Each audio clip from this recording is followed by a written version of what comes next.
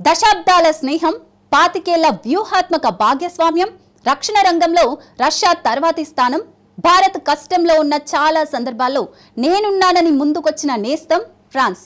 తాజాగా మరోసారి భారత్ రక్షణ వ్యవస్థను బలోపేతం చేసే నిర్ణయం తీసుకుందా దేశం.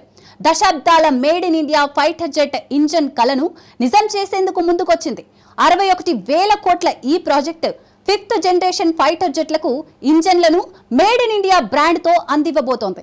అంతేకాదు 145 కోట్ల భారతీయుల డ్రీమ్ ప్రాజెక్ట్ కావేరీకి సైతం ఫ్రాన్స్తో ఒప్పందం కీలకం కాబోతోంది. ఇంతకు భారత్ ఫ్రాన్స్ మధ్య హిస్టారికల్ డీల్ ఏంటి? రెండు దేశాల ఉమ్మడి ప్రాజెక్టు భారత్కు ఎందుకంత కీలకం? ఈ డీల్తో ఇండియన్ ఎయిర్ ఫోర్స్ కష్టాలు తీరబోతున్నాయా? Watch this. ఇండియా ఫ్రాన్స్ మధ్య మరో బిగ్గెస్ట్ డిఫెన్స్ డీల్ షురూ.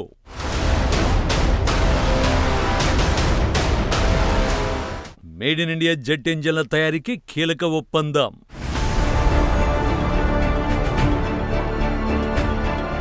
జెట్ ఇంజన్ల ఉమ్మడి ప్రాజెక్టు భారత్కి ఎందుకంత కీలకం? తేజస్ స్వదేశీ యుద్ధ విమానం, లైట్ వెయిట్ ఫైటర్ జెట్స్ లో మాస్టర్ పీస్. దీనికోసం సొంతంగా ఇంజిన్ తయారు చేసుకోవాలి అనేది భారత్ కళ. ఈ లక్ష్యంతోనే 1986లో భారత్ కావేరీ ఇంజిన్ ప్రాజెక్టును పట్టలెక్కించింది. 80 కిలోన్యూటాన్ల శక్తిని ఉత్పత్తి చేసేలా వీటిని డిజైన్ చేసి తేజస్ యుద్ధ విమానాల్లో వినియోగించాలని భావించింది. చాలా కాలం పాటు జరిగిన కృషి ఫలితంగా కావేరీ ఇంజన్ తయారైంది కూడా. అయితే సాంకేతిక పరంగా అనేక సమస్యలు తలెత్తడంతో దాన్ని పక్కన పెట్టాల్సిన పరిస్థితులు ఏర్పడ్డాయి.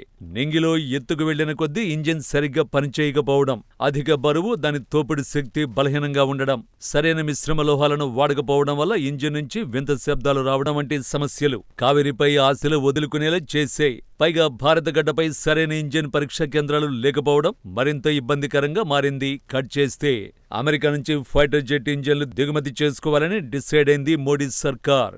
ఈ నిర్ణయంతో ఎయిర్ ఫోర్స్ కష్టాలు తీరిపోతాయని భావించింది. కానీ కథ మళ్లీ మొదటికొచ్చేసింది.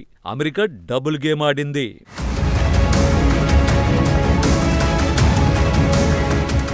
F-404 ఇంజన్లు అమెరికాకు చెందిన జనరల్ ఎలక్ట్రిక్ ఏరోస్పేస్ నుంచి ఇటీవలే డెలివరీ అయ్యాయి.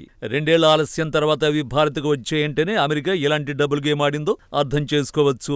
2023లో కుదిరిన $761 మిలియన్ కాంట్రాక్ట్ ప్రకారం ఏటా 20 ఇంజన్లు అందుతాయని అధికారులు అంచనా వేశారు. వీటిలో 12 ఇంజన్లు హిందుస్థాన్ ఏరోనాటిక్స్ లిమిటెడ్ చేతికి అందాయి. అంటే త్వరలో 12 తేజస్ ఫైటర్స్ ఎయిర్ ఫోర్స్ చేతికి అందుతాయి. 2028 ఫిబ్రవరిలోపు 83 తేజస్ మార్క్ 1A ఫైటర్ జెట్లను తయారు చేసి ఎయిర్ ఫోర్స్ కు అందించనుంది. అయితే F-404 ఇంజన్లు అమెరికా నుంచి ఎలాంటి ఆలస్యం జరగకుండా వస్తేనే ఇది జరుగుతుంది.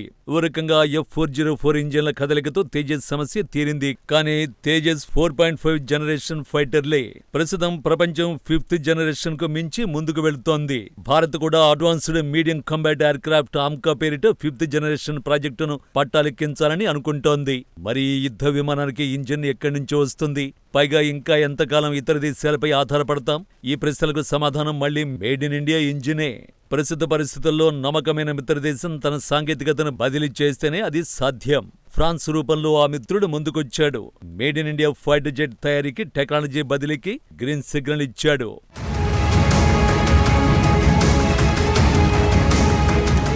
ప్రస్తుతం ఫైటర్ జెట్ ఇంజిన్ తయారీ పరిజ్ఞానం అమెరికా, ఫ్రాన్స్, బ్రిటన్, రష్యా దగ్గర మాత్రమే ఉంది. వాటిలో అమెరికా, ఫ్రాన్స్ దగ్గర అత్యాధునిక టెక్నాలజీ ఉంది.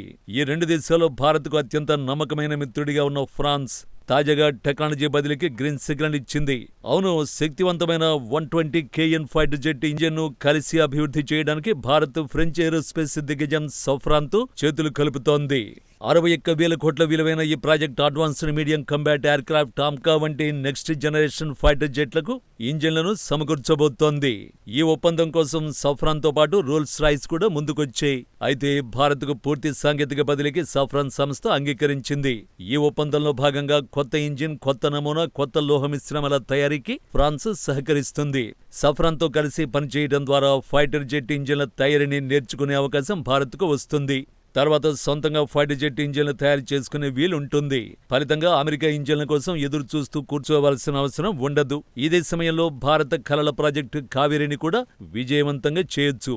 అందుకే సఫ్రాన్ సంస్థ వైపు మోడీ సర్కారు మొగ్గు చూపింది.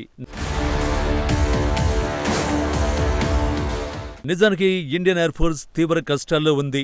ఆర్మీ, నేవీకి అవసరమైనవి అందుబాటులో ఉన్న కీలకమైన యుద్ధ విమానాల కొరత ఎయిర్ ఫోర్స్ను వేధిస్తోంది. Air chief marshal AP Singh కూడా ఈ విషయంలో పలుమార్లు అసంతృప్తిని వ్యక్తం చేశారు. ఎయిర్ ఫోర్స్ అవసరాలు తీరాలంటే ప్రభుత్వ లెక్కల ప్రకారమే 42 స్క్వాడ్రన్లు ఉండాలి. కానీ కాలం చెల్లిన మిగుల తొలగింపు, విమాన ప్రమాదాల కారణంగా వీటి సంఖ్య దాదాపు 30కి అటు ఇటుగా చేరింది. ఇటీవల జాగ్వార్ యుద్ధ విమానాలు సైతం ప్రమాదాలకు గురవుతున్నాయి. కేవలం 5 నెలల్లోనే 3 జాగ్వార్ విమానాలు కూలిపోయాయి. ఫలితంగా యుద్ధం చేయకుండానే ఫైటర్లను కోల్పోవలసి వస్తోంది. ఇలాంటి సమయంలో భారత్కు ఫైటర్ జెట్ ఇంజన్ల టెక్నాలజీ బదిలీ సాధారణ విషయం కాదు. పైగా 5th జనరేషన్ ఫైటర్ జెట్ తయారు చేయాలన్న అతి పెద్ద లక్ష్యం నిర్దేశించుకున్న సమయంలో ఈ ఒప్పందం గేమ్ చేంజర్గా నిలవబోతోంది. ఎందుకంటే అమెరికా ఎప్పుడైనా భారత్కు హ్యాండ్ ఇవ్వచ్చు.